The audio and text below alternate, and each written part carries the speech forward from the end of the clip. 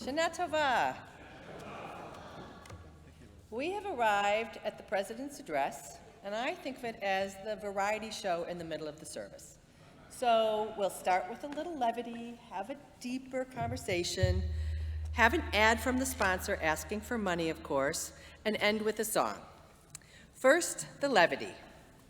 Mitzi moves into a new apartment and calls her best friend, Sheila. Come to my new place. I'd love to. Where do you live? 780 East 86th Street. You'll get off the train at 86th and you'll see a big building as soon as you leave the station. You'll open the outer door with your right elbow. Then in the vestibule, you'll ring 3A with your left elbow. After I buzz you in, you'll open the main door with your right elbow. Then you'll walk through the lobby to the elevator, press the call button with your left elbow, get inside, and press number 3 with your right elbow. You'll make a right when you get off, and you'll see 3A on the first door. You'll ring my bell with your left elbow, and then I'll scream for joy when I see you. I'm excited to see you too, but Mitzi, what's with all the elbows? What, you're coming empty-handed?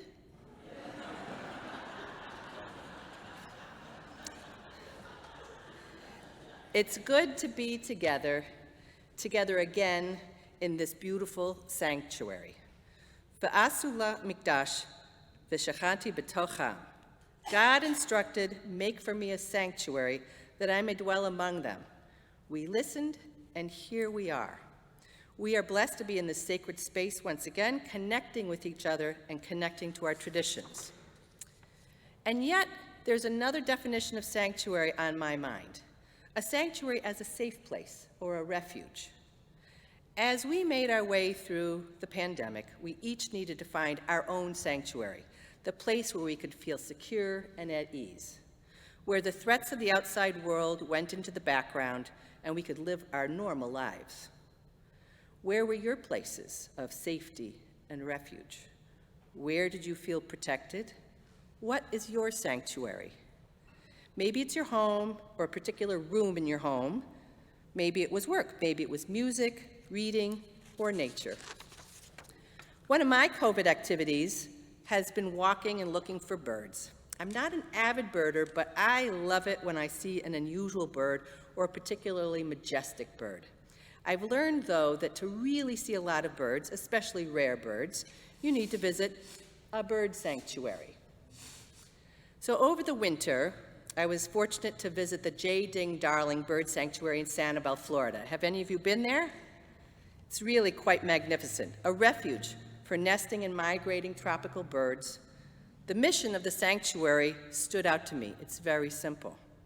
To safeguard and enhance the wildlife habitat, to protect endangered and threatened species, and to provide feeding, nesting, and roosting areas for migratory birds. So, what does this have to do with Temple Beth El? Yes, we are sitting in a sanctuary, but perhaps we have also created a sanctuary with the other meaning, that of a refuge or a place of protection. Our Temple Beth El Board of Trustees is working together on refining and reaffirming our mission, and I am struck by how apt our mission is and how close it is to the one of a sanctuary. That is, to create a safe space for the practice of Judaism, to give strength and identity, supporting each other in a complicated and sometimes threatening world, to provide a place to teach the next generation the values and practices that define who we are. We are not just in a sanctuary, we are a sanctuary. We are a sanctuary for out-of-town members who have returned for comfort of community. We are a sanctuary for Jewish immigrants who are building a new home here, finding a safe landing. We are a sanctuary for families who want their kids to understand Jewish traditions and values and need our support to make it happen. We are a sanctuary for young families looking to connect with other young families as they make their first homes. And we are a sanctuary to our older members, creating community to navigate life's transitions together. And perhaps our congregation is also a sanctuary for God, a place where God thrives, where God soars, a place where God is safeguarded and protected. Perhaps our congregation is a refuge for God, to be witnessed and seen, where the habits and needs of God are heard and learned. Perhaps we are the sanctuary meant to protect God and Torah and tradition. What we do here in classes in Minyan, in volunteering and celebrating holidays and ufrafs, at weddings and at funerals, reading Torah, learning Hebrew, we are keeping Judaism alive, and we are creating an environment, a sanctuary in which the next generation can thrive in their Jewish practice and understanding. We are elevating God. I hope you will join me in supporting our congregation as a sanctuary. Temple Bethel strives to be your refuge, your safe place, to be proudly Jewish, to celebrate Jewishly, to perpetuate traditions and knowledge. We can only do this together. So I hope you didn't come empty-handed. As you look at your pledge card and decide how much to give, think of all that we're working to preserve and provide. Give generously for the sake of our future and generations to come. Build for me a sanctuary that I may dwell among them. On behalf of my family and the Board of Trustees, I wish you a very healthy and happy New Year.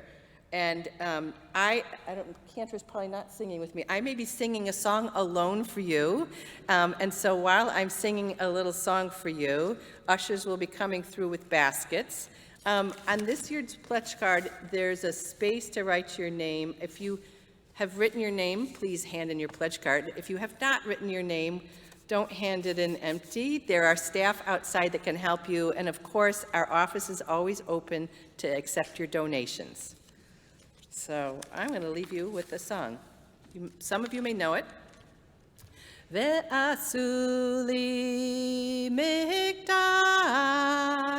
ve'shachanti betocham v'anachnu nevarech ya me'ata v'ad olam. Ve'asu li mikdash ve'shachanti betocham va'anachnu nevarech ya me'ata v'ad olam.